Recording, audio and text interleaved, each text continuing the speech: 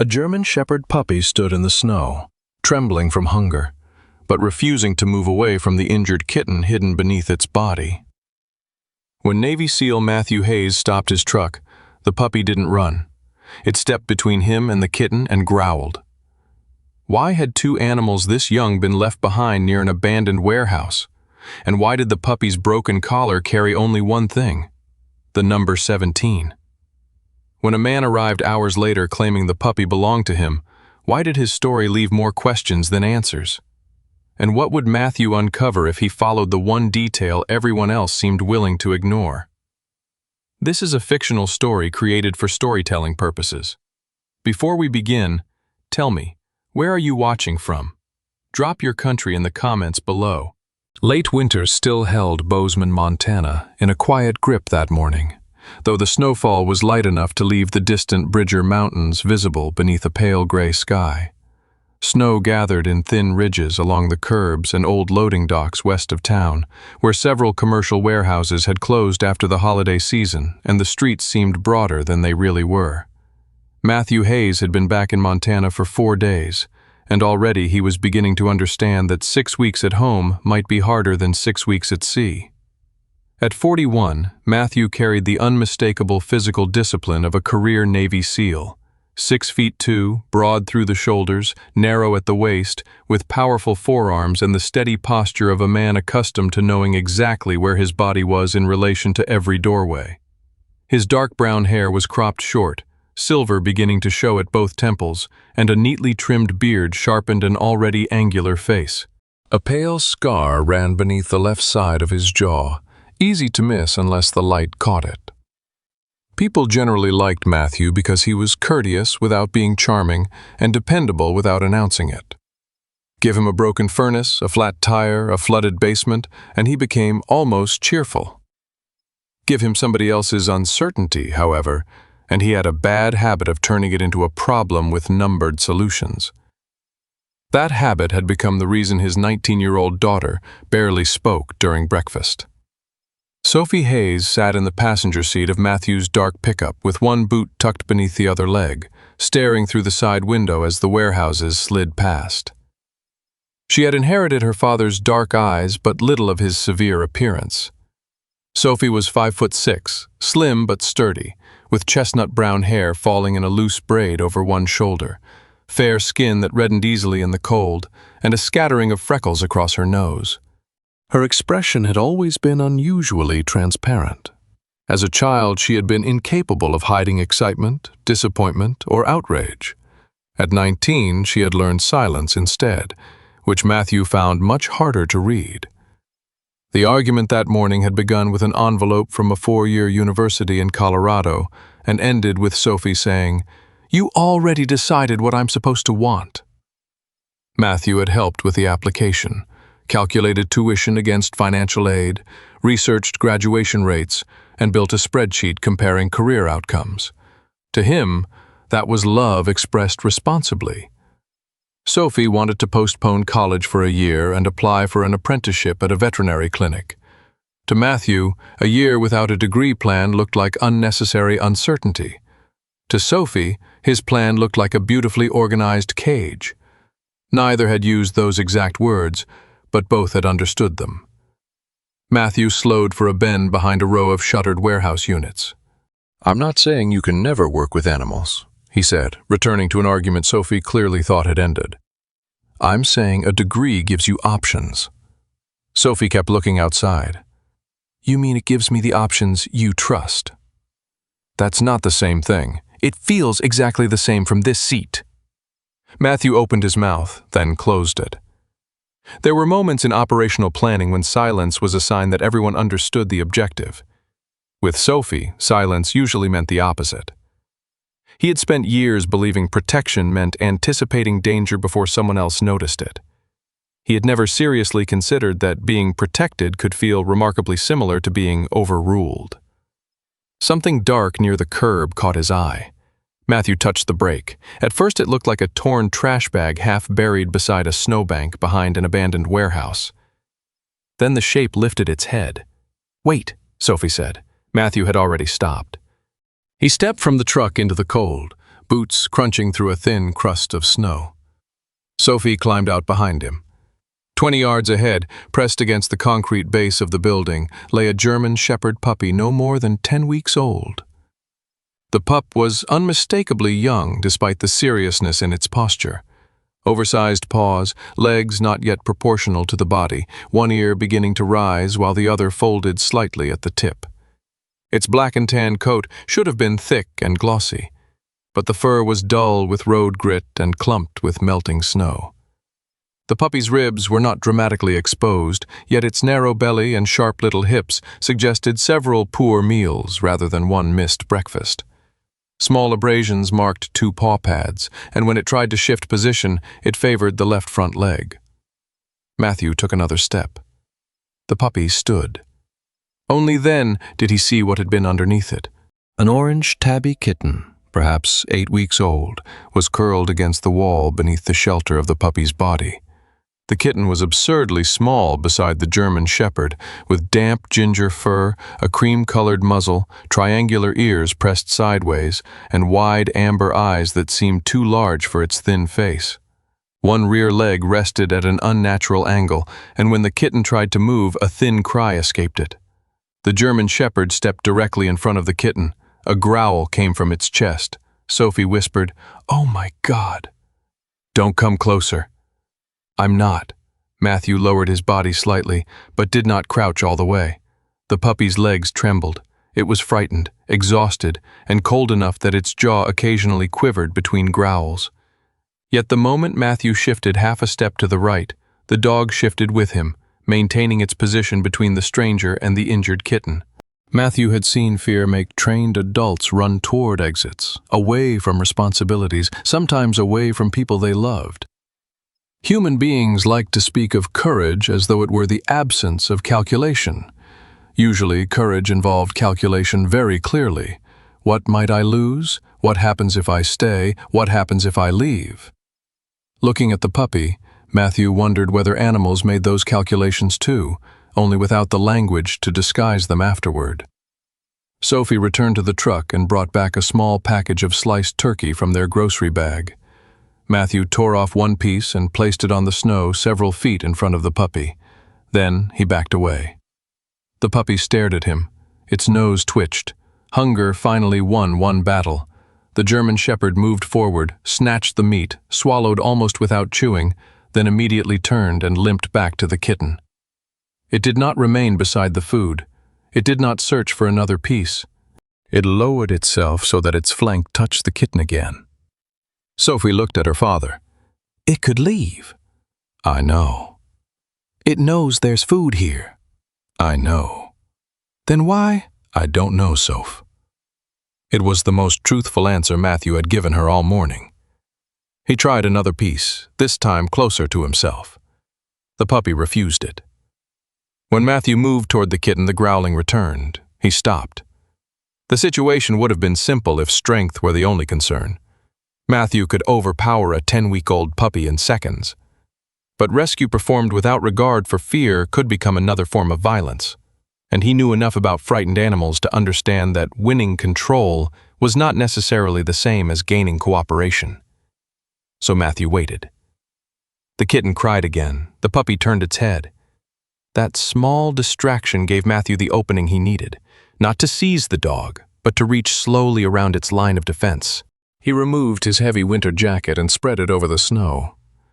"I'm taking the little one," he murmured, though he knew the puppy understood tone rather than words. "You get to decide what you do next." The German Shepherd snapped once at the air but did not make contact. Matthew wrapped the kitten carefully, supporting the injured rear leg as best he could without manipulating it. The kitten hissed weakly and buried its face against the warm fabric. The puppy whined, a completely different sound from the growl, and followed Matthew 2 stumbling steps. Matthew stood and began walking toward the truck. He did not touch the puppy. He did not call it. He simply carried the kitten away. The German Shepherd followed. Every few yards it stopped, perhaps because of the sore leg, perhaps because instinct still told it that following a stranger was foolish. Each time Matthew continued without turning around. Each time the puppy came after him again. At the truck, Sophie opened the rear door. Matthew placed the bundled kitten carefully on the back seat. The puppy stopped outside. "Should I pick him up?" Sophie asked. "No." Snow gathered on the puppy's back. The open truck door waited. 10 seconds passed. 20. Matthew wondered whether the animal had reached the edge of whatever trust it possessed. Then the kitten made a small sound from inside the vehicle. The puppy lifted its head. It climbed awkwardly into the truck. Sophie moved aside as the German Shepherd crawled across the seat and pressed itself against the jacket containing the kitten. Only after its nose touched the kitten's head did the puppy finally lower its own. Matthew shut the door. The veterinary clinic smelled of disinfectant, wet coats, and the faint animal mixture of fur and nervousness. Dr. Claire Bennett met them near the examination ware. Claire was 52, tall and spare, with straight silver-brown hair cut just below her jaw, light blue eyes behind narrow glasses, and the calm hands of someone who had spent decades handling frightened creatures without taking their fear personally. Her face was attractive, in an unadorned, weathered way, fine lines gathering around her eyes whenever she concentrated. She asked questions quickly, but never rushed toward the animals. While Claire examined the kitten from a distance before preparing to take it for an X-ray, Sophie knelt beside the German Shepherd. "Don't touch his neck," Matthew cautioned. "I'm not." She wasn't. She was looking. Something white showed beneath the puppy's worn collar. Sophie carefully pinched the edge without pulling the collar itself and worked loose a broken fragment of hard plastic, no larger than a thumbnail. "Dad?" Matthew took it from her. The tag had snapped through whatever name or record might once have been printed there. Most of the surface was scratched nearly blank. Only 2 dark characters remained.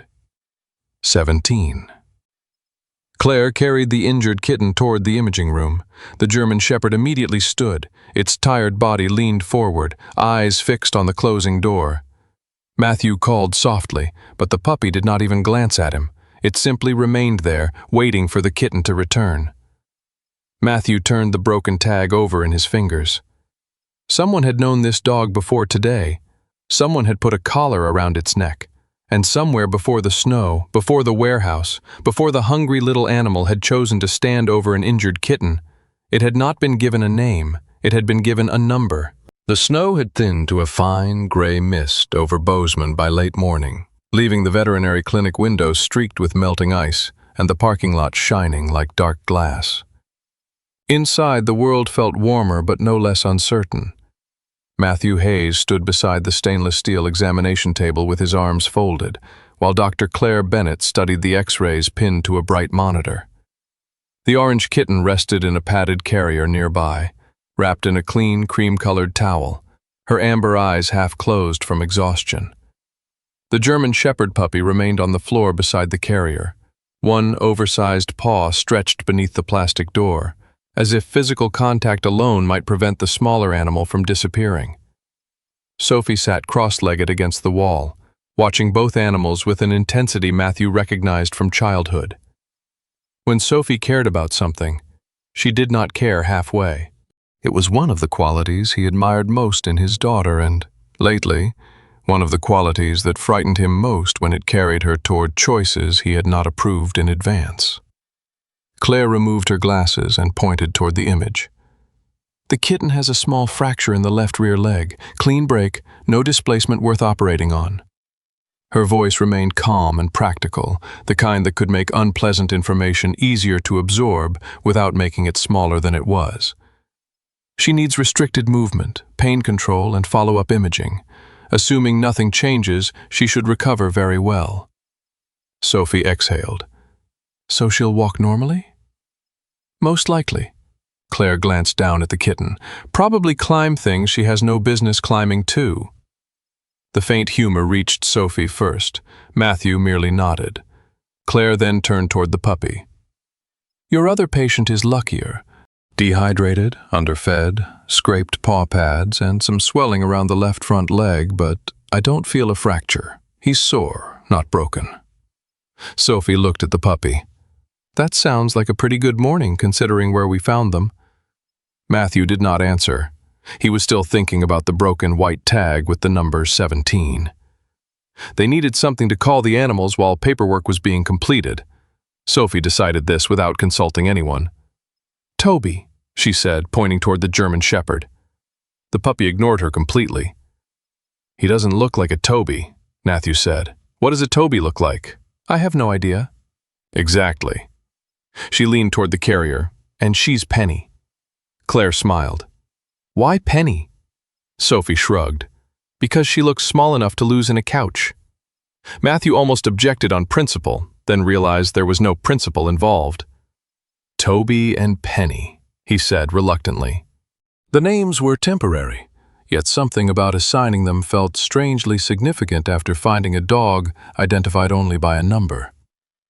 Claire brought out a handheld microchip scanner.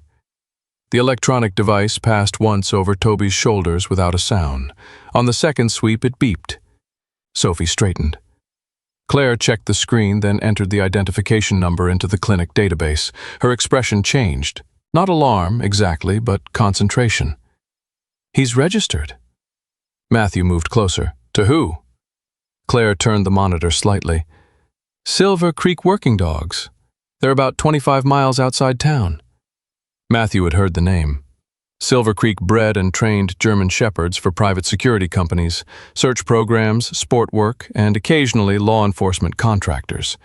It was a licensed operation, established enough to advertise nationally. Claire picked up the phone. "I'm required to notify the registered owner and animal control." Sophie looked immediately at Matthew. "You're just giving him back?" "Nobody said that," Matthew replied. "But if somebody owns him, somebody owned him while he was freezing behind a warehouse.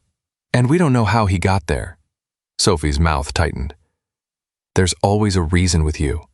"There should be. Even when something looks wrong, especially then." It took less than 3 hours for Robert Hale to arrive. Matthew noticed that before he noticed anything else. Robert was 56. Tall without being imposing, with a lean build that suggested he had spent more years working around dogs than behind a desk. His hair was iron gray, neatly combed back from a broad forehead, and a close-cut salt and pepper beard framed the long, controlled face. He wore a dark wool coat over a blue button-down shirt, clean leather boots, and no visible jewelry beyond a plain wedding band. His manner was courteous without warmth. He shook Claire's hand, nodded to Matthew and Sophie, and introduced himself as the owner of Silver Creek Working Dogs. Nothing about him looked hurried despite how quickly he had come. That detail bothered Sophie immediately. Matthew saw it in the way she leaned back against the counter and crossed her arms. Robert carried a folder. Inside were vaccination records, registration forms, breeder documentation, and microchip information matching the scanner result. He placed everything on Claire's desk in orderly sequence. "He disappeared 2 days ago during a transfer," Robert explained. "We were moving several dogs to another facility. There was a problem during the loading process. We assumed he slipped out before the vehicle left the county." Matthew studied him. "You assumed?" "We had multiple dogs, 2 handlers, bad weather, and a schedule that got complicated quickly." Robert did not sound defensive. If anything, he sounded irritated by the inefficiency of the event rather than distressed by the animal's condition. "We've been trying to determine where he ended up." Sophie glanced toward Toby. "Did you report him missing?" Robert looked at her properly for the first time. "Internally, yes. We contacted the relevant people associated with the transfer." "That isn't what I asked." "Sophie?" Matthew warned quietly. Robert did not appear offended. No public missing dog notice was issued. "Why not?" "Because he is part of a working dog program, not a family pet." Sophie's face hardened. Matthew felt the familiar impulse to stop her before she said something emotional enough to weaken a valid question. He also knew she would resent him for doing it. "What about the kitten?" he asked instead. Robert's eyes moved toward Penny's carrier. There was no flicker of recognition Matthew could identify. "I've never seen that cat. Toby was protecting her when we found them." For the first time, Robert's expression changed slightly. Not surprise, more like confirmation of an old annoyance. His gaze dropped to the German Shepherd. 17 always had that problem. Sophie looked at Matthew. Matthew looked at the broken tag still lying inside a clear evidence bag on Claire's counter. "You call him 17?" Sophie asked. "That's his litter identification." "He doesn't have a name?" "He had designations depending on the training block. Numbers are cleaner when you evaluate multiple dogs." Sophie gave a short, humorless laugh. "Cleaner." Robert ignored the tone. He crouched several feet from Toby. The puppy did not approach. Toby rose instead and shifted nearer Penny's carrier, shoulders tense, ears uneven. Robert did not reach for him. Matthew gave him some credit for that. People were often too eager to prove ownership by touching what supposedly belonged to them. Robert simply observed the dog, then stood again.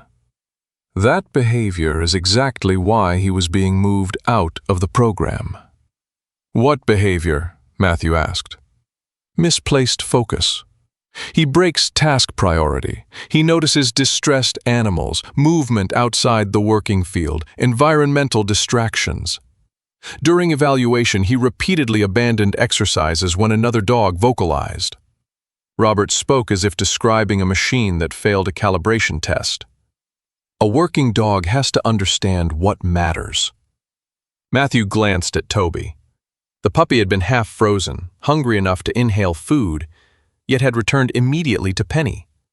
To Robert, that was defective concentration. To Sophie, it was probably proof of character. Matthew distrusted both conclusions when they arrived too quickly. A knock sounded at the consultation room door.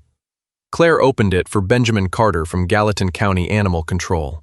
Ben was 48, medium height and thick through the middle, with thinning, sandy hair, a weather-reddened face, and a brown mustache that gave him the slightly old-fashioned appearance of a county sheriff from another decade. He had worked animal control for nearly 20 years and carried himself with the weary patience of a man accustomed to discovering that disputes over animals were usually arguments between humans wearing an animal as evidence. He greeted Claire by name, reviewed the microchip record, photographed Toby's paw injuries, then asked Robert several practical questions about the alleged transfer. Robert answered all of them, mostly. The destination was another facility. The departure had been scheduled 2 mornings earlier. He had employee names and paperwork in the folder. What he did not have was a clear explanation for how a 10-week-old puppy had traveled from a controlled loading area to an abandoned commercial strip miles away, accompanied by an injured kitten Robert claimed never to have seen. "Until I verify the transfer record and speak with the handlers, the dog stays here, or in approved temporary custody," Ben said. Robert's jaw tightened almost imperceptibly. "The chip registration is clear." "It is." Ben closed his notebook. "Ownership isn't the only question I'm checking." No accusation followed, no dramatic confrontation. That made the room more uncomfortable, not less. Sophie waited until Robert stepped into the hallway before whispering, "You believe him?" Matthew kept his voice low. "I believe he has paperwork." "That's not what I asked." "I don't have enough information." "You never have enough information until the information agrees with you." Matthew turned toward her. "And you had him guilty before he sat down." "Because something is wrong." "You feel something is wrong." "There is a difference?" "Yes." Sophie looked toward Toby. "Sometimes people notice things before they can prove them. And sometimes people decide what a stranger is because they don't like his face, his voice, or the way he talks about his dog. That isn't judgment, that's prejudice wearing better clothes." The words landed harder than Matthew intended. Sophie looked away. He regretted the sharpness, but not the principle. Human beings were frighteningly talented at turning intuition into certainty, then certainty into permission. Matthew had seen too much damage done by people who were absolutely sure before they were actually informed. Robert returned to the doorway, coat buttoned, then had apparently finished with him for the moment. "I'll provide anything else you need," Robert said to Claire, then looked at Matthew. For what it's worth, 17 was never a strong candidate. Intelligent enough, but wrong priorities. A dog can't abandon an assignment because another animal makes noise. What you saw with the kitten is consistent with why we were transferring him." Matthew's expression remained neutral. "Where?" Robert paused. "Where what?" "Where were you transferring him?" "To another placement program." Matthew noticed Sophie watching. Robert gave them a brief nod and left. The exterior door closed somewhere beyond reception. For several seconds, nobody spoke. Sophie moved toward the window and watched Robert cross the parking lot. "Dad?" Matthew had already heard the question forming in her voice. She turned around. "If Toby disappeared during a transfer, why didn't he ask where we found him?" Matthew said nothing. Sophie continued, more quietly now. "Not once. He didn't ask which warehouse. He didn't ask how far away. He didn't ask what direction. If one of your people disappeared somewhere, wouldn't that be the first thing you'd want to know?" Matthew looked through the glass as Robert entered his vehicle. A few minutes earlier, Matthew could have supplied 3 reasonable explanations. Robert had been focused on recovering his property. He might assume animal control already had the location. He could ask later. All of them were possible. None made Sophie's question disappear. Behind them, Claire opened the imaging room door. Penny was still being handled inside, but Toby instantly stood and stared toward the opening, body tense with expectation. Matthew looked down at the dog called 17. For the first time that day, he stopped asking whether Sophie could prove something was wrong. He began asking why Robert Hale's story had left such an obvious question untouched. The following morning came clear and hard over Bozeman. The kind of Montana winter day when the sky turned almost painfully blue after snow, and every roofline looked sharpened by cold. Matthew Hayes was standing outside the veterinary clinic with a paper cup of coffee when Ben Carter pulled into the lot in a county vehicle and handed him a temporary visitor badge. Ben had already spent most of the night sending formal requests to Silver Creek working dogs. The facility had 3 days to provide transfer logs, veterinary records, destination receipts, and the names of employees involved in moving Unit 17. Robert Hale had agreed to a scheduled inspection that morning. Matthew would not be investigating anything on his own, and Ben made that clear before they left. "You're there because Claire says you know working dog behavior better than I do," Ben said, rubbing a gloved thumb across his brown mustache. "You observe. You don't open cabinets, interrogate employees, or decide somebody's guilty because a dog looks at him funny." Matthew took the badge. "That speech for me or Sophie?" "Both of you, but you're the one in the truck." Matthew almost smiled. The arrangement suited him. Rules did not frustrate him when they were clear. What bothered him was ambiguity pretending to be certainty. Silver Creek sat beyond Bozeman, where subdivisions thinned into pasture and low hills. Matthew had expected something rougher after seeing Toby half-starved behind a warehouse. Instead, the facility looked professionally run. A long cedar-sided administration building faced 2 fenced exercise fields, cleared neatly of snow. The kennel blocks were insulated, the drainage channels clean, and every occupied run had fresh water, raised bedding, and a dog whose coat and body condition looked healthy.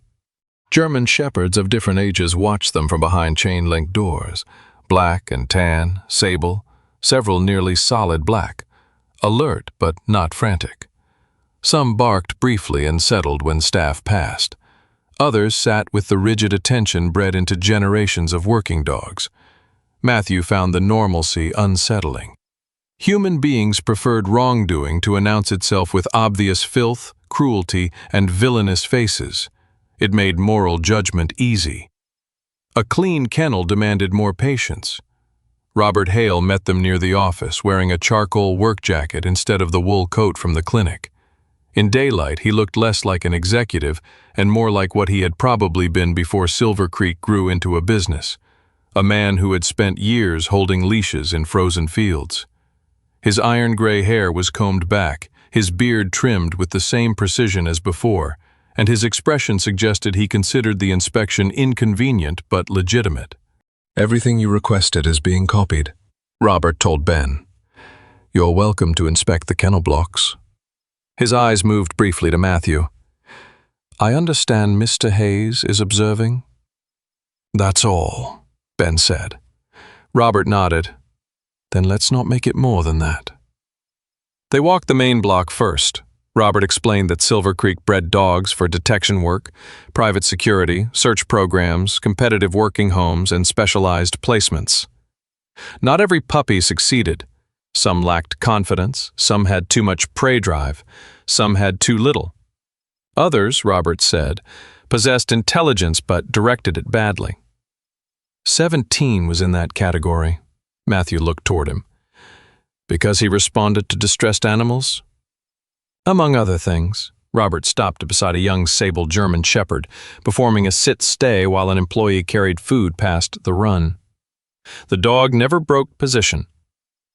Working ability is partly about exclusion. A dog has to notice the right thing and ignore the wrong thing. Who decides which is which? Matthew asked. Robert glanced at him. The task does. It was a reasonable answer, and that was what made Matthew uncomfortable. Most dangerous systems were not built entirely out of unreasonable ideas. They were built from useful ideas applied farther than anyone wanted to admit. Robert explained that dogs removed from the program were sold or transferred to approved homes, farms, handlers, or partner organizations. Ben asked for numbers. Robert said he would provide them. They moved through a second block where several kennels were empty. Empty space alone meant nothing. Dogs came and went. Kennels were cleaned, rotated, repaired. Matthew reminded himself of that before his mind could do what Sophie's had done the previous day, turn discomfort into conclusion. At the far end of the last kennel row, however, he noticed 3 doors with rectangular patches of cleaner metal where identification plates had recently been removed. 2 showed adhesive residue around the edges. The third had a small strip of cloudy glue still attached, roughly the same width as the broken white plastic fragment marked 17. Matthew stopped. Ben noticed. Something? Matthew pointed without touching. That tag mount. Robert looked back. We replace identifiers when dogs leave. The plastic insert is the same type? Yes, standard kennel tags. Matthew studied the 3 empty runs. Freshly scrubbed floors, bowls removed, no bedding, nothing dramatic. That was the problem. Empty kennels carried no testimony. People filled silence with whatever story they already preferred. Ben opened his notebook. How many dogs have left this block in the last 3 months? Robert's answer came after a fraction too long. I'd need the records. Approximate. 7 or 8. Ben looked down the row. These 3 plus? Dogs rotate between blocks. Then the movement logs should show that. They will. Robert did not sound afraid. Matthew noticed that too. While the men worked through kennel records, Sophie spent the day at Claire Bennett's clinic. Claire had agreed to let her help only with non-medical tasks. By noon, Sophie's romantic image of veterinary work had been replaced by a bucket of disinfectant, 2 loads of soiled towels, 3 litter boxes, a nervous terrier that urinated on her shoe, and Penny's remarkable ability to smear wet food across nearly every surface except the inside of her mouth. Sophie wore old jeans, a navy sweatshirt, and disposable gloves that seemed to become dirty the second she put them on. Claire gave few speeches. She simply handed Sophie tasks and expected them done properly. People think the difficult part is seeing injured animals, Claire said while checking Penny's temperature. Sometimes it is. Sometimes the difficult part is cleaning the same cage for the 4th time, while the animal you're helping is actively trying to bite you. Penny, as if offended by being discussed, swatted at the thermometer cover. Sophie laughed. She recorded the temperature, changed the towel under the kitten, then spent 20 minutes sitting beside the carrier while Penny ignored her completely. There was no gratitude, no cinematic bond, no moment when the kitten seemed to understand she had been saved. Sophie found that strangely reassuring. Care did not become less valuable because the recipient failed to appreciate it. Back at Silver Creek, Ben sat at a conference table comparing transfer sheets against kennel occupancy records. Robert had provided binders organized by month. The handwriting was consistent, the forms complete, signatures present. On paper, everything looked reassuring, but the totals did not align. The kennel roster showed 11 dogs removed from active housing over the previous 3 months. transfer records accounted clearly for 8. Robert explained that one dog had been moved to another internal block, and 2 were likely entered under different identifiers. Ben did not argue. He simply wrote it down. Matthew watched the exchange and thought about how much faith human beings placed in paper. A document could prove where money went, who signed a form, what someone claimed happened on a particular day. It could not, by itself, prove the world had obeyed the document. The line for Unit 17 appeared midway through a transfer ledger. Unit 17, Placement Transfer, Idaho. The date caught Matthew's attention. 3 days before he had found Toby in Bozeman. Ben tapped the entry. Destination? Robert gave him the associated transfer sheet. The receiving location was listed as a small working ranch outside Salmon, Idaho. A contact number appeared beneath it. Who drove him? Ben asked. Robert looked through another sheet. That will be in the vehicle record. Was 17 supposed to leave Montana that day? Yes. Then how was he still in Bozeman 3 days later? That, Robert said evenly, is what I would also like explained. Matthew could not tell whether the answer was sincere. Ben called the Idaho number from the conference room. He put the phone on speaker after identifying himself. The man who answered was named Wade Mercer, 63, a cattle rancher whose gravelly voice carried the slow fatigue of someone interrupted in the middle of outdoor work. He knew Silver Creek. He had purchased 2 dogs from them before. Ben read the date. A pause followed. No, Wade said. Nothing came in that week. Ben looked at Robert.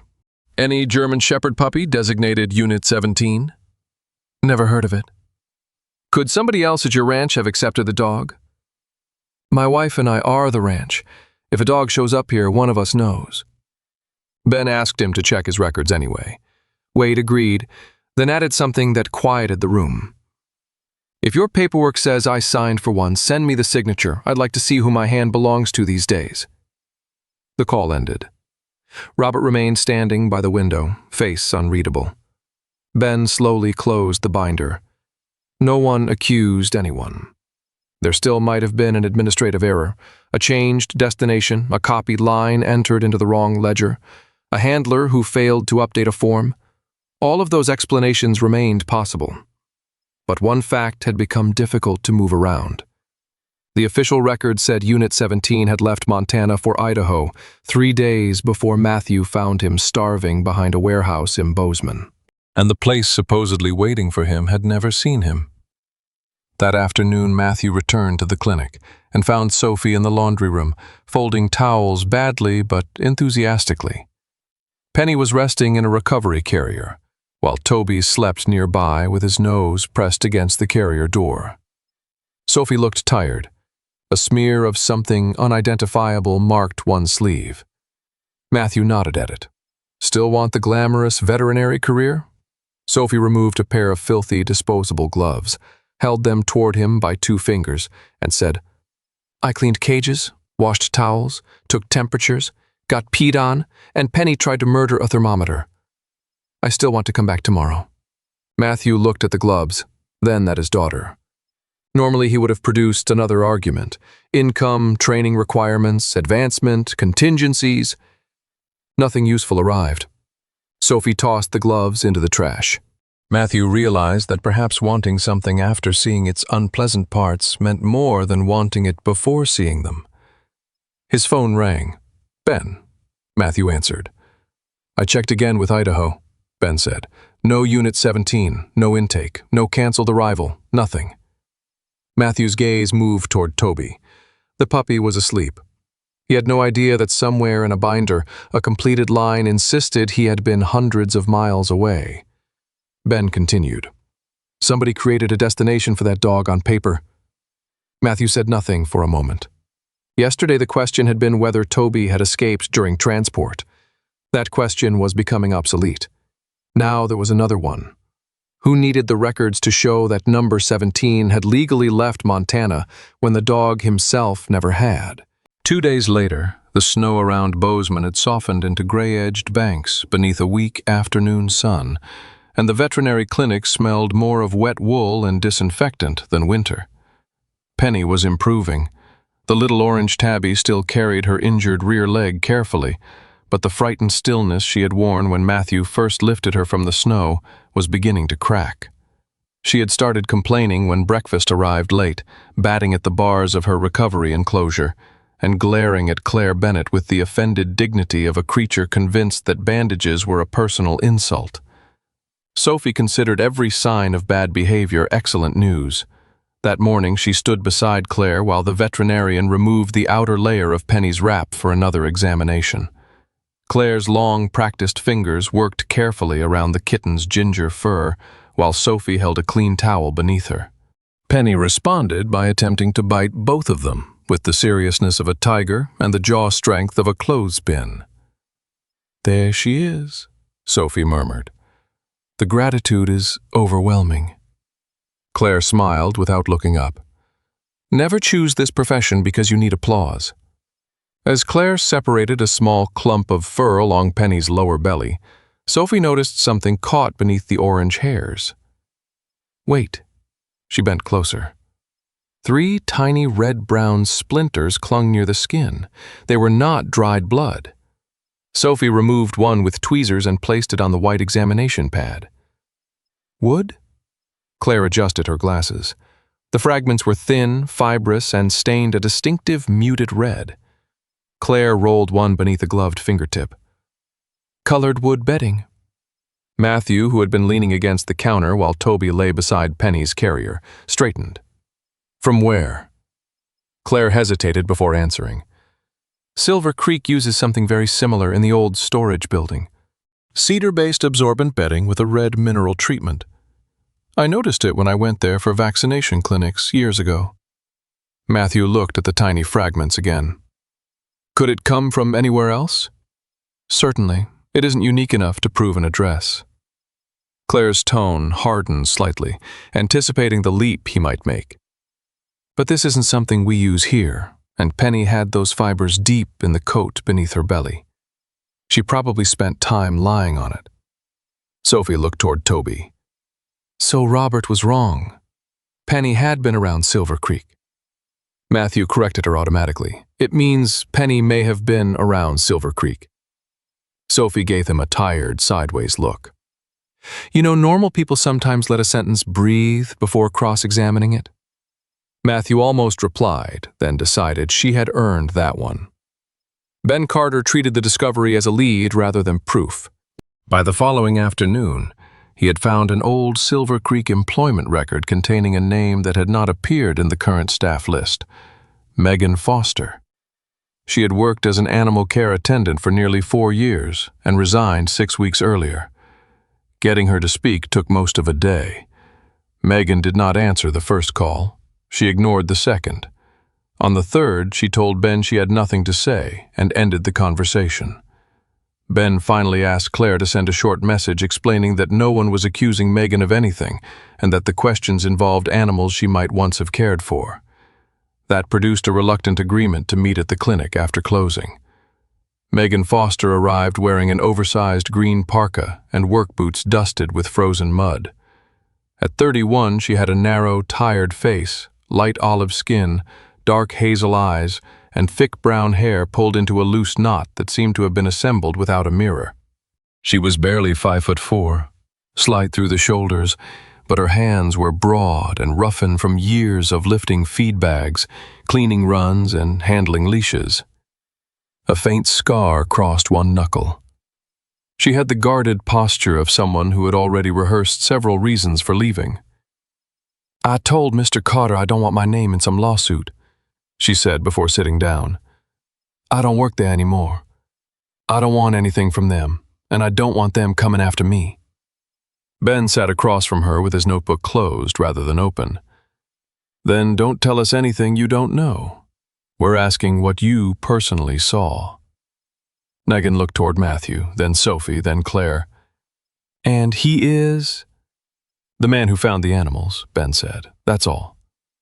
Matthew noticed Megan relax by perhaps 1%. Claire carried Penny into the room in a small recovery carrier. Megan's face changed instantly. Not dramatically. There was no gasp, no theatrical recognition. Her mouth simply opened slightly, and the caution in her eyes gave way to something softer. "Orange girl." Sophie leaned forward. "You know her?" Megan crouched beside the carrier. Penny stared at her for several seconds. Then the kitten moved toward the front and pushed her nose between the bars. Megan closed her eyes briefly. She was a stray, at least I thought she was. Started showing up behind the employee lunch building around October, too young to be out there, but she wouldn't let anyone catch her. Penny extended one paw. Megan touched it with one finger. "I fed her when nobody was looking." "Why nobody looking?" Matthew asked. "Because Robert didn't want feral cats around the dog yards, fleas, parasites, distractions. It wasn't cruel. It was actually a reasonable rule." Megan looked at him. "That doesn't mean I liked leaving a kitten hungry." Human beings, Matthew thought, were always more difficult once their decisions became understandable. It was easier to condemn a person when every choice was made in comfort. Necessity muddied the edges. Ben asked about Toby. Megan's expression shifted again. 17? Toby, hearing the familiar designation, lifted his head but did not approach. "Yeah, I remember him." She studied the young German shepherd. "He was smart, really smart, fast learner, but he was terrible at pretending nothing else existed." Sophie smiled faintly. "Meaning?" "If another puppy cried during obedience work, 17 broke position and looked for it. If a small animal ran along the fence, he didn't always chase. Sometimes he followed to see where it went. Once an older dog twisted a paw during a field exercise and yelped. 17 left his handler and went straight over." Megan gave a humorless laugh. "The trainers hated that." Matthew frowned. "Because he broke command. Because Silver Creek sold predictability. A client paying thousands for a working dog doesn't want the dog deciding another animal's problem is more important than the assigned task." Sophie looked at Toby. "So protecting Penny wasn't new?" "No." Megan was quiet for a moment. "That was probably the most 17 thing he could have done." Ben eventually asked why she had left Silver Creek. Megan's shoulders stiffened. "I got another job." "That isn't what your exit paperwork says." Her eyes sharpened. "Then why ask?" "Because paperwork isn't always the whole story. That's why we're here." The irony landed. Megan looked toward the floor. For several seconds, only Penny's faint scratching against the carrier could be heard. "I saw dogs disappear from the roster," Megan finally said. "Not stolen, not in the middle of the night. They were dogs that washed out. Too nervous, too distracted, bad hips, whatever. Usually there was paperwork saying they'd gone to private homes or farms." She rubbed her thumb across the scar on her knuckle, but sometimes I'd ask who took one, because I knew the dog, and nobody could tell me. I started writing down the unit numbers. "How many?" Ben asked. "I don't know. A few." "You didn't report it?" Megan's gaze rose sharply. "To who? Robert? Derek? They were the people signing everything." Matthew heard impatience in his own voice before he could stop it. "You could have gone outside the company." Megan turned toward him. "Yes." The single word was harder than an argument. Matthew waited. Megan continued. "My health insurance was through Silver Creek. I had rent. My mother was coming out of surgery that winter, and I was helping pay for things she couldn't cover. I kept telling myself paperwork wasn't my responsibility. I cleaned kennels, fed dogs, reported injuries. I told myself if the dogs looked healthy while they were there, I was doing my part." Her voice did not ask forgiveness. "You want me to say I should have spoken sooner? Fine. I should have spoken sooner." Matthew felt Sophie looking at him. He still disliked the choice Megan had made. Understanding did not automatically turn a bad decision into a good one. But there was another truth beside it. He had spent most of his adult life inside systems where reporting a problem came with procedures, protections, rank structures, and expectations drilled into everyone. Megan had been an hourly employee calculating whether one accusation might cost her insurance and her mother's care. Sophie spoke quietly. People love saying what they would have done when they know they'll never have to pay the price for doing it. Matthew looked at his daughter. She was not absolving Megan, that was what struck him. Sophie's face held disappointment too. He simply refused to pretend morality always arrived without a bill attached. Megan glanced at her gratefully, then continued. I finally confronted Derek Sloan. Ben opened his notebook for the first time. Derek Sloan was 44, Silver Creek's operations manager. Megan described him as a heavy-set man just under 6 feet, thick through the chest and neck, with close-cropped sandy hair, a square jaw, pale blue eyes, and a habit of chewing the inside of his cheek when irritated. He had worked at Silver Creek for nearly a decade. Unlike Robert, who preferred schedules and reports, Derek handled the ugly, practical side of the business. Vehicles, staff coverage, kennel capacity, failed placements, and money problems that could not be solved by writing a nicer plan. Megan did not describe him as sadistic. That almost made Matthew listen more carefully. Derek liked dogs, she said.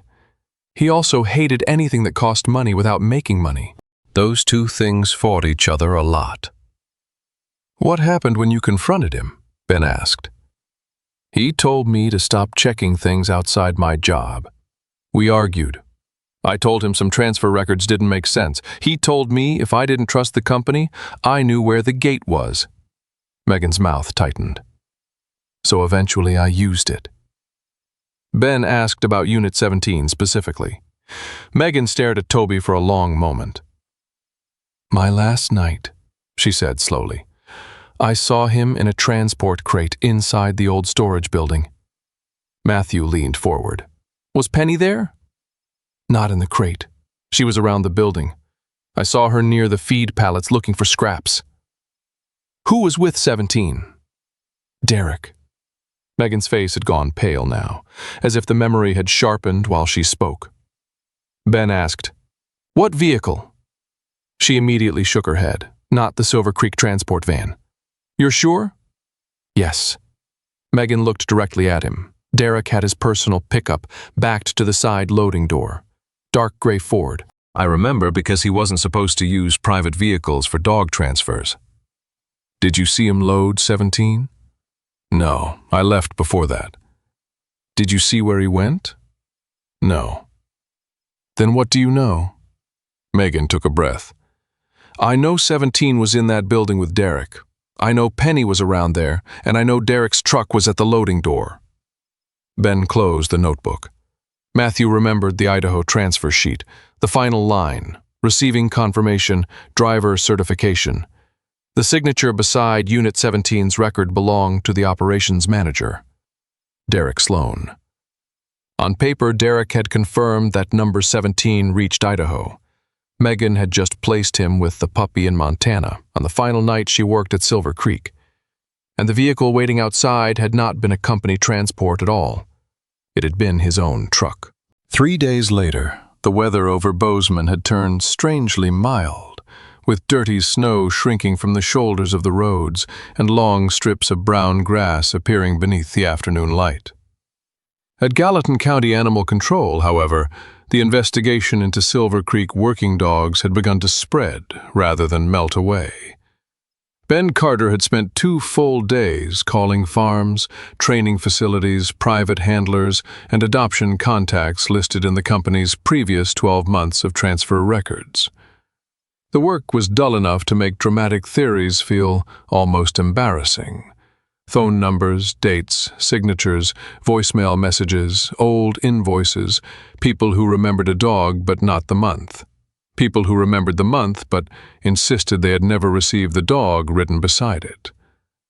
By the 4th discrepancy, coincidence had become harder to defend.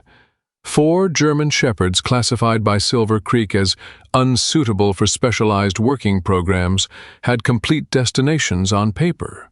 One supposedly went to a sheep farm near Dillon, another to a private security handler in Wyoming, a third to a family outside Great Falls.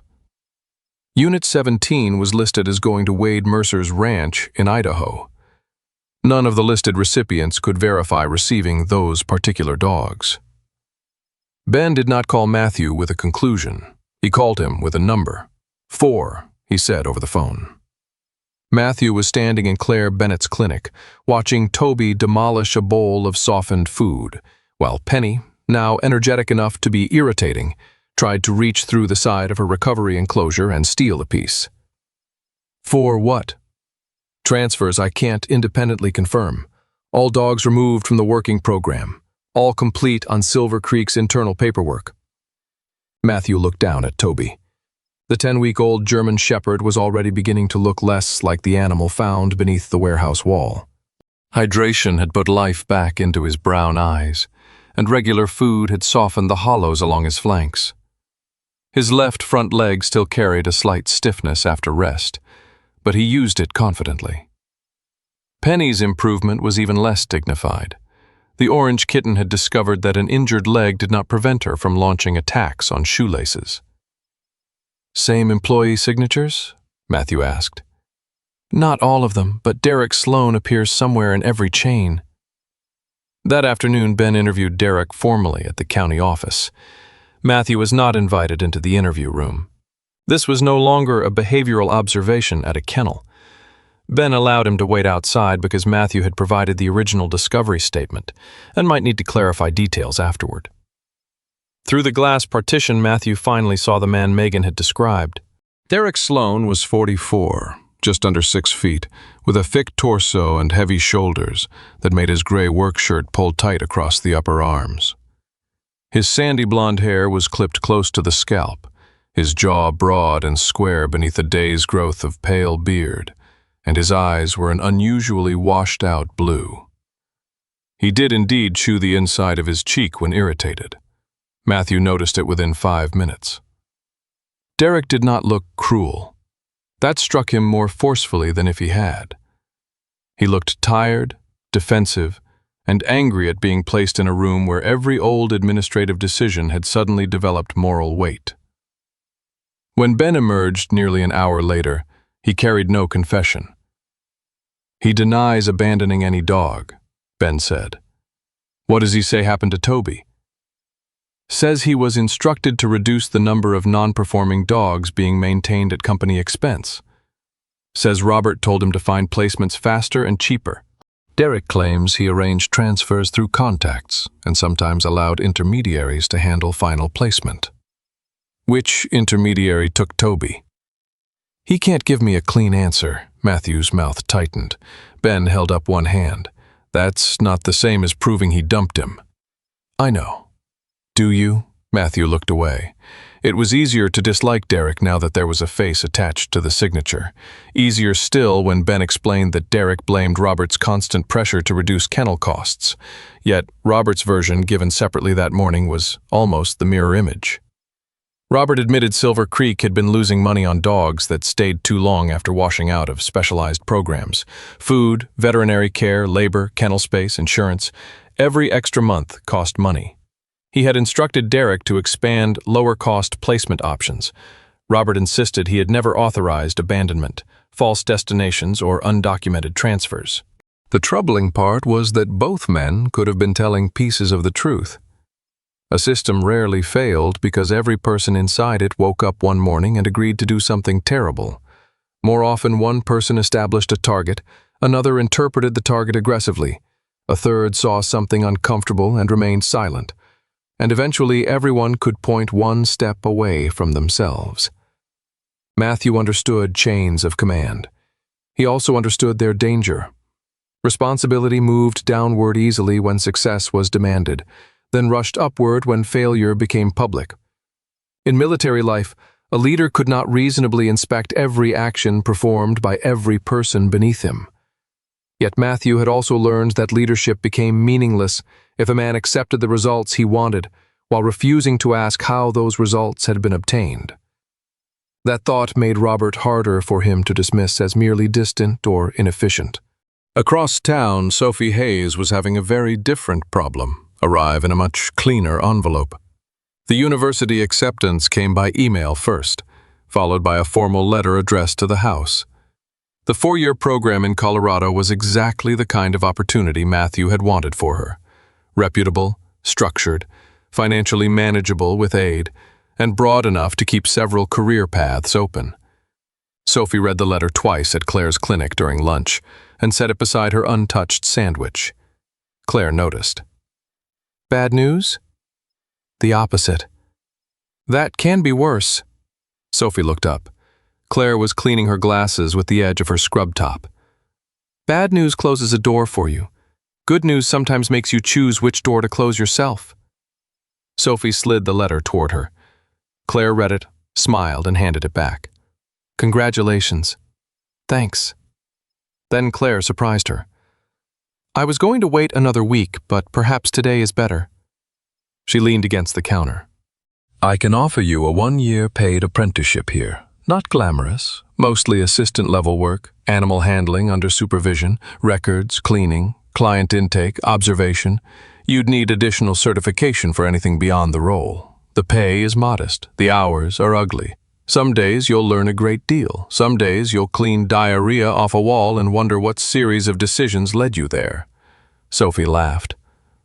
I'm serious. I know. You don't have to answer today. Sophie folded the university letter carefully. For the first time, the choice was real enough to hurt. That evening, Matthew found her at the kitchen table with 2 pieces of paper in front of her. The university offer and Claire's written apprenticeship proposal. He read both. He intended to say nothing. He lasted approximately 40 seconds. The university gives you housing support the first year. Sophie looked up. Matthew continued, unable to stop the machine once it started. And health coverage through the student plan. Claire's position pays, but not enough to live independently unless you stay here. If you postpone college, you should confirm whether the scholarship defers. There's also long-term income. Veterinary support work is different from veterinary medicine. If you eventually want, Dad. He stopped. Sophie was not angry. That made him more uncomfortable. She rested both hands flat on the table. Do you want to help me make my decision? Yes. Or do you want to make the decision and avoid saying you made it? Matthew stared at her. She did not raise her voice. Because those are different things. His first instinct was to explain that he had more experience, that at 19 she could not yet see 10 years ahead, that parents existed partly to recognize hazards before their children reached them. Then Robert Hale entered his thoughts, not because Matthew believed he treated Sophie like an animal. The comparison would have been absurd and insulting. What troubled him was the assumption underneath both situations. Greater experience becoming automatic permission to define the correct use of another life. Robert had looked at Toby and seen a working dog failing its intended function.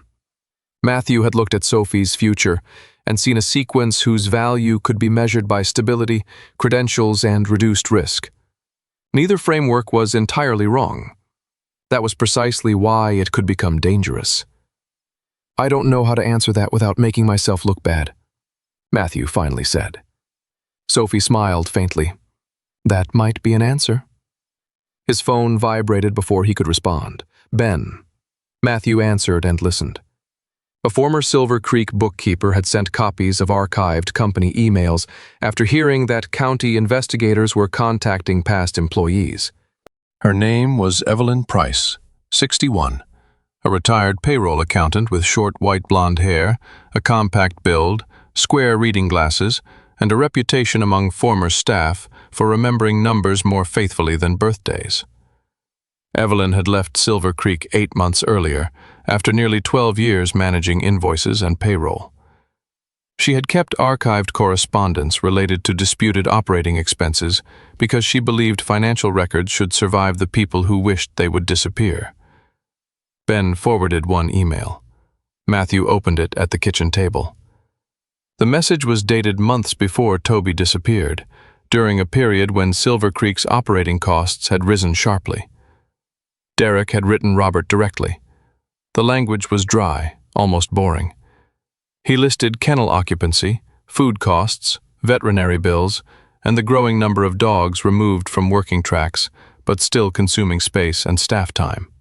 Near the bottom, Derek had asked what Robert wanted done if cheaper legitimate placements could not be found quickly enough. Robert's reply contained 4 words. Make the numbers work. Matthew read them once, then again. They were not an order to abandon dogs. They were not proof Robert knew where Toby had gone. But the sentence disturbed him precisely because it was so useful. It demanded a result while leaving the method comfortably undefined. Sophie watched her father's face. "What is it?" Matthew set the phone down. Until that evening, Robert could still claim that whatever had happened belonged entirely to Derek's decisions. Now Matthew knew one thing more. Robert had known there was a problem with the cost of those dogs. He had been asked directly what should happen when acceptable solutions ran out. And instead of asking where the dogs would go, he had asked for the numbers to work. By the middle of the following week, Bozeman had slipped into one of those uncertain stretches between winter and spring, when snow still occupied the shadows, but water ran steadily along the gutters in the afternoon. At Claire Bennett's clinic, Toby had gained enough weight that the sharpness along his hips was disappearing beneath his black and tan coat, while Penny had graduated from a confined recovery carrier to a larger pen, where she spent most of her energy trying to escape restrictions designed specifically for her own benefit. The legal situation surrounding the German Shepherd puppy, however, had become less simple with every new fact. Silver Creek's attorney arrived at the county offices that morning before Matthew did. Laura Whitman was 49, medium height and slender, with straight auburn hair cut just above her shoulders, pale skin, dark green eyes, and the controlled expression of someone who considered emotion useful only when it served an argument. She wore a charcoal suit beneath a camel-colored winter coat and carried a thin leather folder rather than the boxes of paperwork Ben Carter had accumulated. Laura was not hostile. In fact, her politeness made her more difficult to dismiss. She had spent 20 years representing agricultural businesses, kennels, ranchers, and small Montana companies, and she approached disputes as problems of definitions rather than morality. Her position was straightforward. Whatever irregularities existed in Silver Creek's transfer records, Toby's microchip registration and purchase records still listed Silver Creek working dogs as the legal owner. Until a court or county authority ruled otherwise, finding Toby injured did not automatically transfer ownership to Matthew, Claire, Animal Control, or anyone else. Matthew listened from the far side of the conference table, while Ben pushed back. Toby had been discovered underweight, dehydrated, injured, and apparently associated with a transfer record that did not reflect reality. Laura agreed that those facts deserved investigation. What she rejected was the assumption that they proved Robert Hale had intentionally abandoned the dog. "Ownership and wrongdoing are separate questions," she said. "One can be investigated without pretending the other has already been decided." Matthew disliked how reasonable the sentence sounded. Robert, seated beside her, had abandoned the polished business coat and wore a dark blue work jacket, as if he had come directly from Silver Creek. He looked older than he had a week earlier. The careful iron-gray hair remained in place, and his beard was still neatly trimmed, but fatigue had settled beneath his eyes. When Ben raised the 4 questionable transfers and the email telling Derek to make the numbers work, Robert did not deny either. Instead, he proposed something Matthew had not expected. Derek Sloan would be dismissed. Silver Creek would accept administrative penalties for inadequate transfer documentation, submit to a limited compliance review, and reclaim Toby. In return, Robert wanted the county to avoid an investigation broad enough to suspend the operation. "There are 32 people attached to that business if you count part-time staff," Robert said. "Kennel workers, trainers, office staff, a veterinary contractor. Most of them had nothing to do with transfer paperwork. If the county freezes our license during a months-long investigation, I don't just lose money. They lose jobs." Ben did not respond immediately. Neither did Matthew. That silence disturbed him more than Robert's offer. Until then, Silver Creek had been easier to consider in pieces: Robert, Derek, false destinations, missing dogs. Now Matthew remembered the young employee he had seen cleaning runs during the inspection, the woman carrying buckets between kennel blocks, the trainer kneeling beside a sable German shepherd and rewarding a perfect stay. None of them had appeared frightened or cruel. Most probably knew nothing about Unit 17's paperwork. Human beings liked justice best when the cost could be directed neatly toward the guilty. Real systems rarely cooperated. Shut down a company to protect animals, and a receptionist might lose health insurance. Expose a manager, and a kennel worker with 2 children might miss rent. Refuse to act because innocent people could suffer, however, and wrongdoing could become effectively untouchable. Matthew had spent much of his career working in decisions where no available option remained clean after contact with reality. He had hoped civilian morality might offer fewer casualties. It often only hid them better. Robert looked at him after the meeting. "You've seen the facility. You know those dogs aren't being starved or beaten." "I know the dogs I saw looked healthy." "That matters?" "So does the dog I found." Robert's jaw tightened. "And I'm not disputing that. You're asking everyone to trust that firing Derek fixes whatever happened.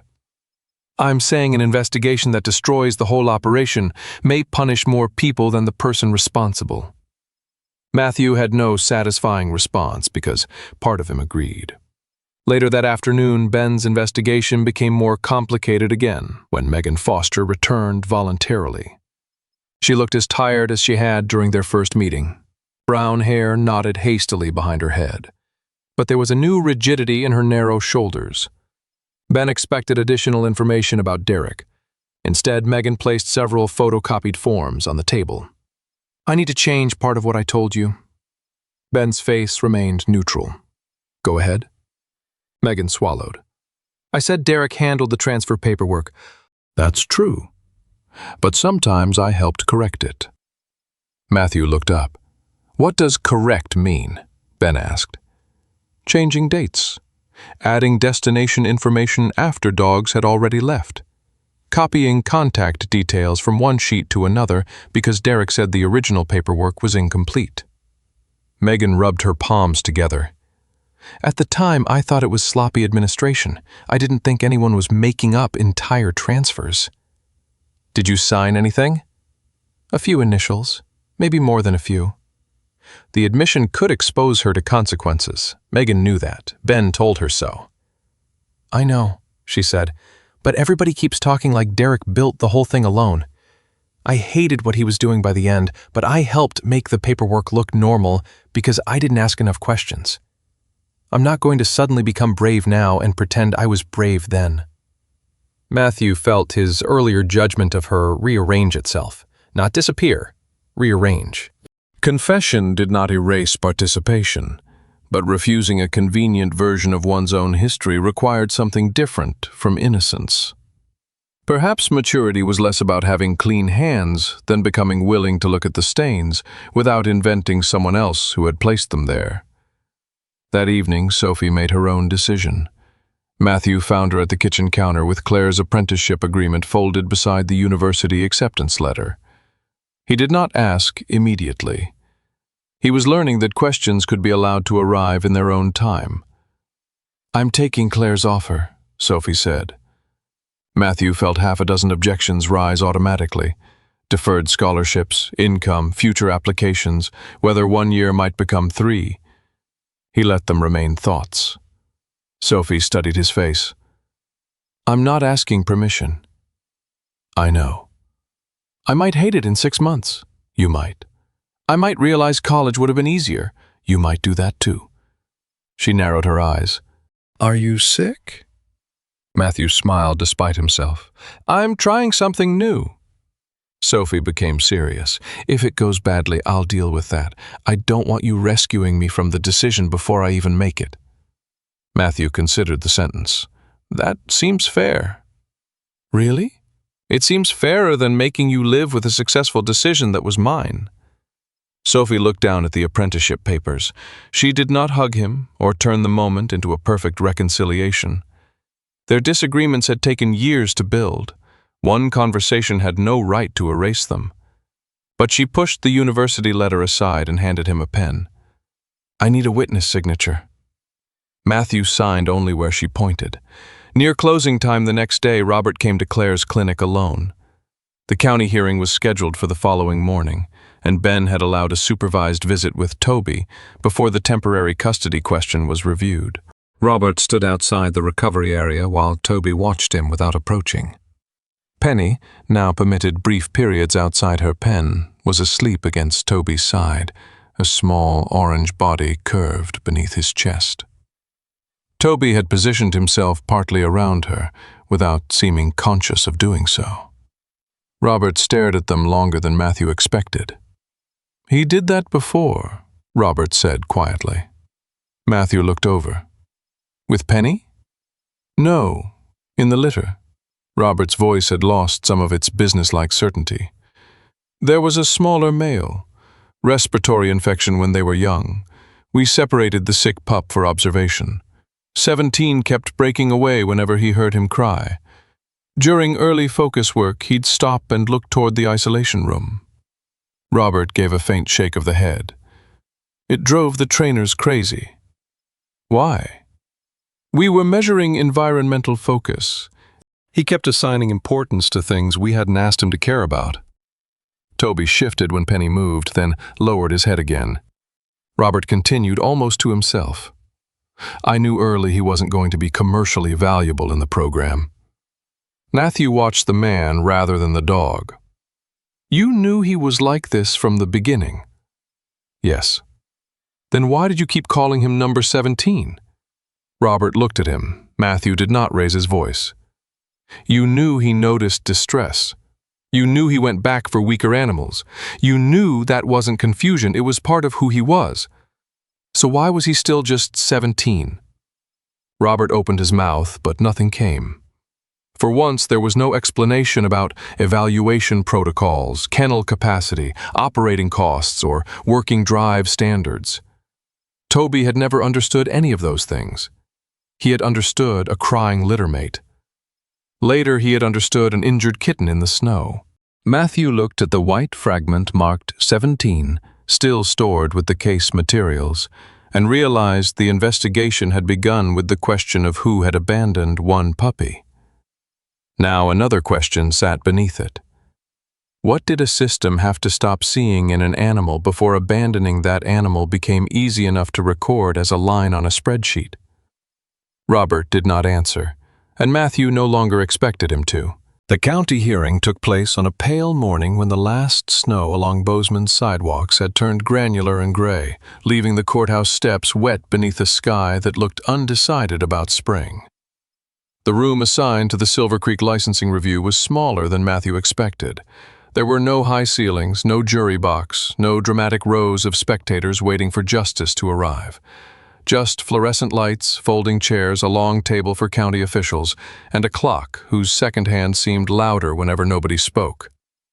At the center sat Helen Grant, 64, chairwoman of the County Animal Welfare Licensing Board, a tall, straight-backed woman with short steel-gray hair, narrow brown eyes, and the composed face of someone who had spent 30 years separating outrage from evidence.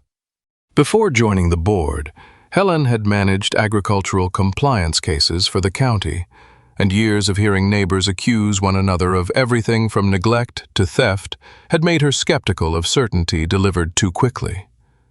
She wore a dark navy jacket, no jewelry except a plain silver watch, and began by reminding everyone that the hearing was not a criminal trial. The board was there to decide whether Silver Creek's current practices justified restrictions on its license, and what should happen to animals whose transfer records could not be verified. Sophie sat directly behind Matthew. She wore a dark green sweater, jeans, and her chestnut hair in the same loose braid she usually used at Claire's clinic.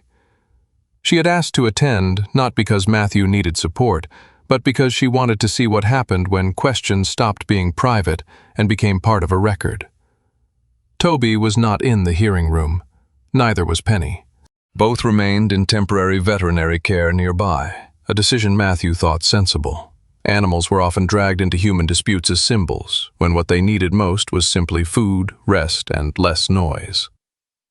Ben Carter testified first. He did not dramatize what he had found. He laid out the documents one by one. Unit 17's Idaho transfer, Wade Mercer's denial of receiving him, 3 additional dogs with destinations that could not be verified, discrepancies between kennel occupancy and transfer logs, and the corrections Megan Foster admitted helping complete after dogs had already left Silver Creek. Ben's delivery was almost painfully plain. "I cannot tell this board where every missing dog went," he said. "I can tell you the records do not reliably establish that they went where Silver Creek says they went." Laura Whitman, Silver Creek's attorney, asked whether Ben had found evidence of widespread starvation or physical abuse at the facility. "No." "Were the dogs you personally inspected housed in sanitary conditions?" "Yes." "Were current vaccination records generally in order?" "Yes." "So this is primarily a documentation and transfer control issue." Ben paused. "It began as one. The question is whether bad documentation concealed bad transfers. That part is not resolved." Matthew appreciated the distinction. A week earlier, he might have found it frustrating. Now he understood that refusing to exaggerate did not weaken a case. Sometimes it was the only thing that made the truth durable. Megan testified next. She looked smaller in the formal room than she had at Claire's clinic, her green parka replaced by a plain black cardigan, brown hair pulled back tightly enough to expose the tired lines around her hazel eyes. She admitted feeding Penny behind the Silver Creek lunch building. She described Toby's tendency to abandon training tasks when another dog cried. Then she admitted her own role in changing dates and filling incomplete destination fields after Derek told her the corrections were administrative. Laura asked whether Derek had ever told Megan directly that he intended to abandon a dog. "No." "Did Robert Hale ever tell you to falsify a transfer?" "No." "Then you cannot testify that either man ordered Unit 17 abandoned." Megan swallowed. "No." Helen Grant leaned forward. "Miss Foster, why are you admitting to altering records if you knew doing so could expose you to penalties?" Megan looked down at her hands. "Because if I let everyone blame Derek for everything, I get to leave this room pretending I was cleaner than I was.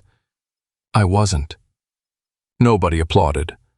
Matthew was glad they did not. Derek Sloan came next.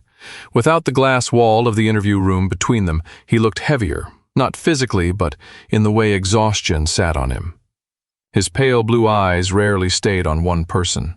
Derek admitted pressure had grown as more dogs failed expensive working programs and remained in company kennels. He said Robert had repeatedly demanded reduced monthly costs. He denied personally abandoning Toby and insisted some transfers had been handled through informal contacts because approved placement networks were full. "You signed the Idaho confirmation," Helen said. "Yes." "Did you personally see Unit 17 arrive in Idaho?" Derek's jaw worked against the inside of his cheek. "No." "Then why did you sign?" "Because I was told the placement was completed." "By whom?" Derek hesitated. "I don't remember." Helen wrote something down. Robert Hale's testimony was quieter. He did not blame Derek as completely as Matthew expected. Perhaps the email had made that impossible. Robert admitted knowing the unsuccessful dog program had become financially unsustainable. He admitted seeing unresolved gaps in transfer reporting. When Helen asked why he had not ordered an audit, Robert stared at the table for several seconds. "Because we were losing money," he said finally. "And because when the number of dogs leaving increased, the pressure on the kennels decreased." "You saw the result you wanted?" "Yes." "And did not examine the mechanism closely enough?" Robert's face tightened. "No, I did not." That was not a confession to abandoning Toby. In some ways it was more uncomfortable. Matthew testified last. Laura asked him where he found Unit 17. Matthew gave the location exactly. He described the light snow, the abandoned warehouse, Toby's dehydration, the scrapes on his paw pads, Penny's injured leg, and the puppy's position between the kitten and anyone approaching. He did not say Toby was heroic. He did not call Robert cruel. He did not suggest the relationship between Puppy and Kitten proved a crime. Then Helen asked the question everyone seemed to have been circling. Mr. Hayes, based on what you have learned, do you believe Mr. Hale intentionally instructed an employee to abandon Unit 17? Sophie leaned forward behind him. Matthew thought about the email, Robert's language, Derek's signature, Megan's fear, Toby in the snow. I don't know. Laura looked up. Helen watched him. You don't know? No, ma'am. I know the dog was found in Bozeman when the company record said he had already been delivered to Idaho. I know that destination was false. I know Mr. Hale knew there were problems with the cost and movement of non-performing dogs. I do not know whether he told anyone to abandon Toby. And what conclusion do you ask this board to draw? Matthew shook his head. I'm not here to give the board a conclusion I can't prove. Behind him, Sophie became very still. It was the smallest change in her father, and perhaps the largest she had witnessed all winter. Matthew had always believed uncertainty was something competent people conquered. Now he was allowing uncertainty to remain where evidence ended. The board recessed for nearly an hour. When Helen returned, the decision was narrow but serious. Silver Creek would retain its general kennel license for the moment, but its external dog transfer program was suspended pending an independent audit. Dogs connected to unverifiable transfer records would be placed under temporary guardianship of county-approved animal welfare authorities, rather than returned immediately to Silver Creek. Toby would remain in that protected custody. The board would review the facility again after the audit. No one won. Several Silver Creek employees looked frightened about what the decision might mean for their jobs. Megan looked relieved and ashamed at the same time. Derek walked out without speaking. Robert remained seated until nearly everyone else had left. Outside, Sophie caught Matthew near the courthouse steps. Dad. He turned. She shoved her hands into her jacket pockets. You could have said you thought Robert knew. I do think he knew more than he admitted. But you didn't say it. I couldn't prove it. Sophie studied him for a moment. Matthew looked toward the street. I owe you an apology. For what? For acting like preventing you from making mistakes was the same thing as helping you grow up. He exhaled. I kept telling myself I was protecting your future. Sometimes I was just protecting myself from watching you choose something I couldn't control. Sophie's expression softened, but she did not rescue him from the discomfort. You're going to do it again? Probably. Then I'll tell you. That seems fair. She nodded. Good. That was all. No hug, no swelling music. Just two people agreeing that love did not make either of them finished. As they returned to Claire's clinic later that afternoon, Robert was standing alone in the hallway outside Toby's temporary room. Penny rested inside a low-recovery enclosure, while Toby lay beside it, one black and tan shoulder pressed against the bars. Robert watched him. Do you think he could have been a good working dog? Robert asked. Matthew considered the question. Maybe.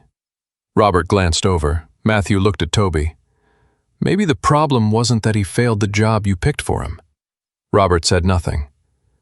Maybe you picked the wrong job for the dog. For once, Robert did not answer with costs, drive, focus, market value, or training standards. He simply looked at Toby. The puppy raised his head when Penny shifted, checked that she was still there, and lowered it again. Matthew walked away. He had not defeated Robert Hale. Robert had not been forgiven. But for perhaps the first time, the man who had spent months seeing number 17 as an unsuccessful investment was being forced to consider something much simpler. There had always been a dog beneath the number. By early spring, the snow around Bozeman had withdrawn to the north sides of barns and fence posts, leaving the Gallatin Valley patched with wet grass, dark soil, and shallow pools that reflected a widening blue sky. The final independent review of Silver Creek working dogs did not end with the dramatic collapse some people had predicted. Derek Sloan was removed from his management position, while the questionable transfers connected to his records remained under review.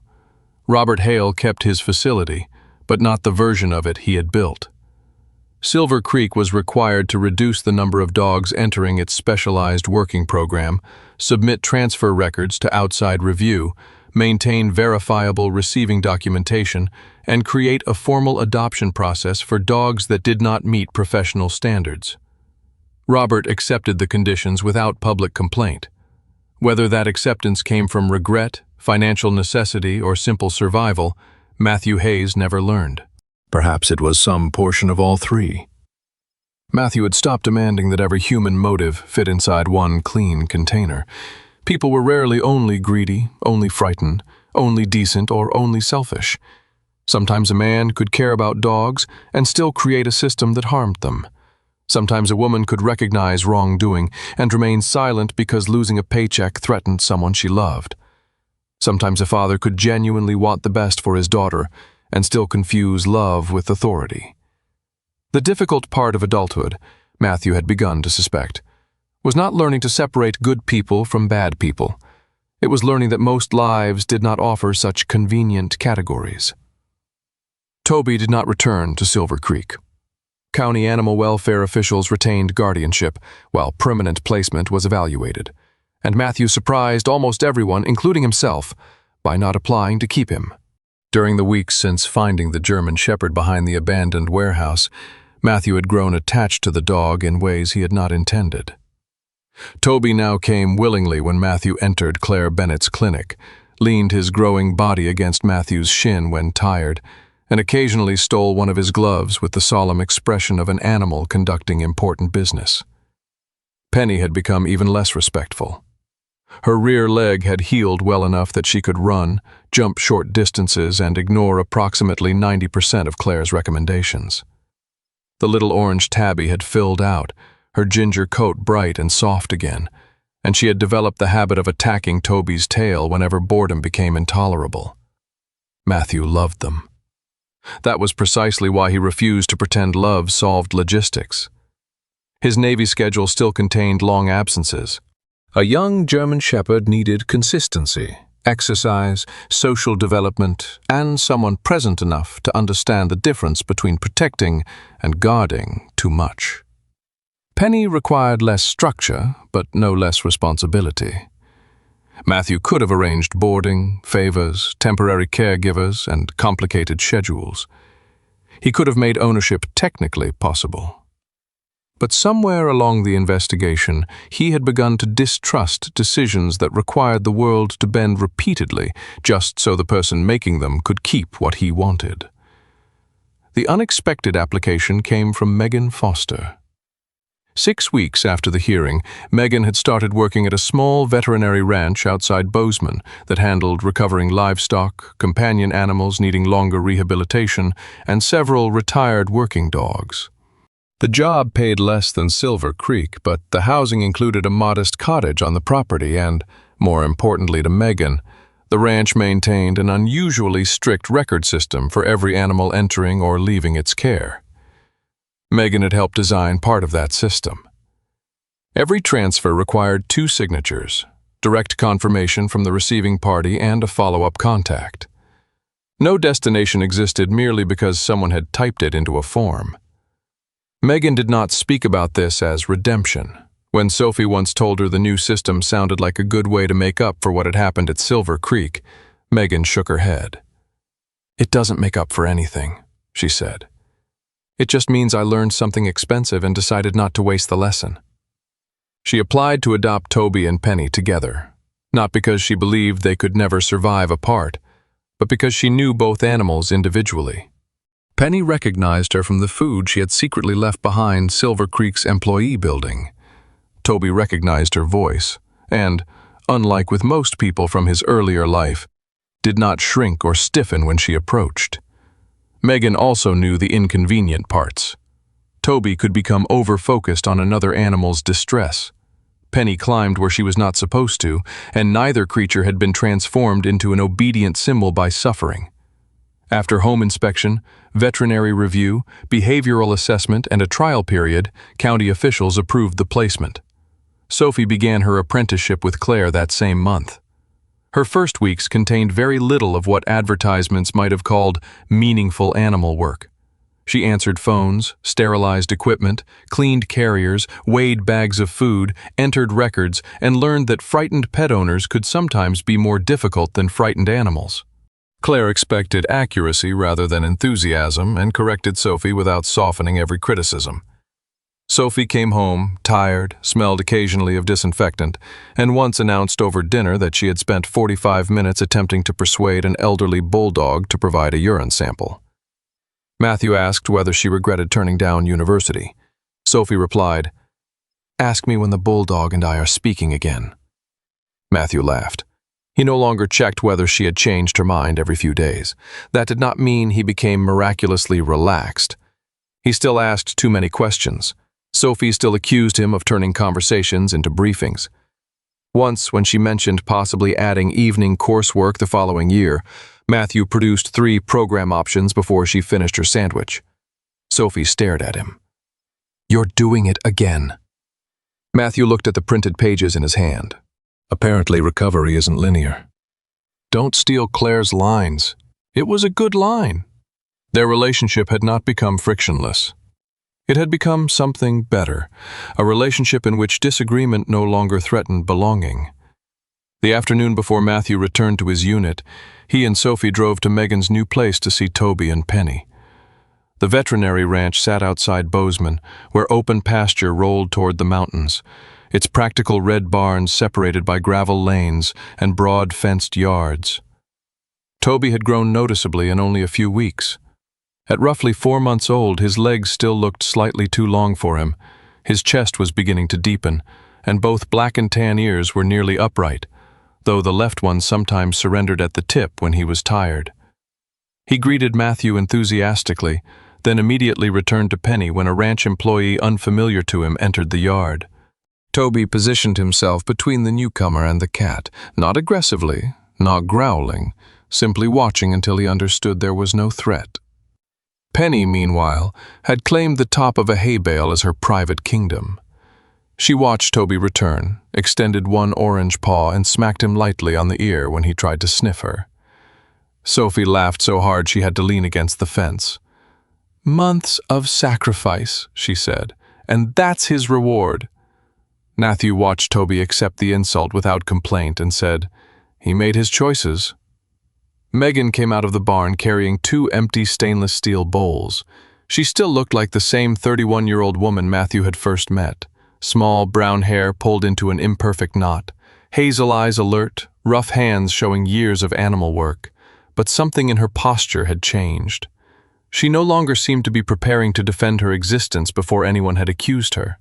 Matthew reached into his jacket pocket and removed the broken white identification tag Ben had returned after the investigation. The scratched plastic was light enough to feel almost meaningless in his palm. 2 characters remained legible. "Do you want this?" Matthew asked. Megan looked at it and shook her head. "No." Matthew turned the fragment once between his fingers. He could have kept it. People liked objects that represented transformation. They framed old collars, saved hospital bracelets, placed damaged things in drawers, and allowed memory to make them sacred. But Matthew suddenly disliked the idea of letting a number become the most important artifact of Toby's story. He bent the already cracked plastic until it broke into 2 pieces and dropped them into the trash bin beside the barn. No ceremony, no speech. Toby had a name. Penny had one too. Neither needed the number anymore. Later at the truck, Sophie leaned against the passenger door, while Matthew watched Toby wandering near the fence. "Are you sad you're not taking them?" Matthew considered lying because the answer felt inconvenient. "Yes." Sophie waited. "I'm also sure they're where they should be." "Those things can both be true?" "They'd better be." She smiled faintly. Matthew looked toward Megan's cottage, the open yard, the barn doors, Penny's ridiculous orange shape on the hay bale. "I used to think if a decision hurt, it meant I'd probably made the wrong one." "And now?" "Now I think sometimes the right decision tells you exactly what it costs." Matthew opened the driver's door. Toby noticed. The young German shepherd ran toward them, paws striking the damp earth, and followed Matthew along the fence for several yards. Matthew stopped beside the gate. For one brief moment, the old instinct rose naturally inside him. He wanted to pat his thigh, call the dog, hear those oversized paws coming closer. He did neither. Toby stopped. The puppy looked at Matthew. Then his head turned. Across the yard, Penny remained stretched on the hay bale, golden tail moving lazily over the edge. Toby looked back once more at Matthew. Then he turned around and trotted toward Penny. Matthew climbed into the truck. Sophie said nothing as he started the engine. The first time Matthew had seen Toby, the puppy had possessed every physical reason to abandon an injured kitten in the snow.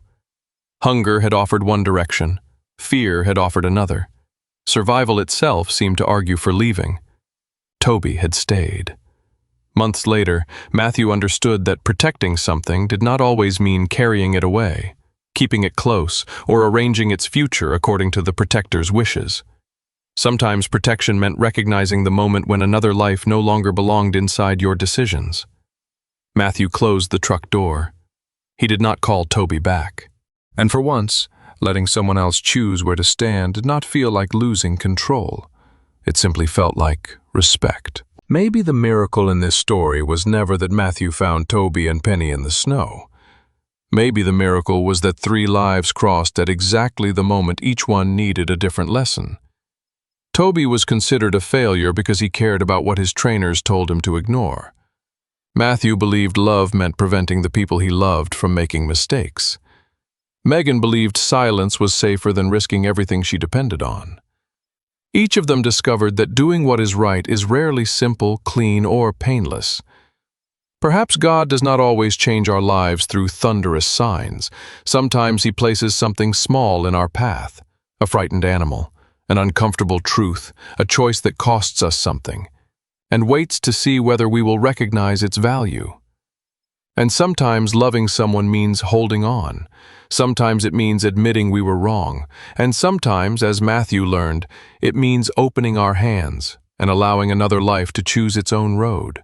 If this story touched you, share it with someone who may need its message today. Tell us in the comments what Toby's story meant to you, and subscribe for more stories of compassion, courage, and hope. May God bless you and your family with wisdom in difficult choices, courage to do what is right, and peace when love asks you to let go.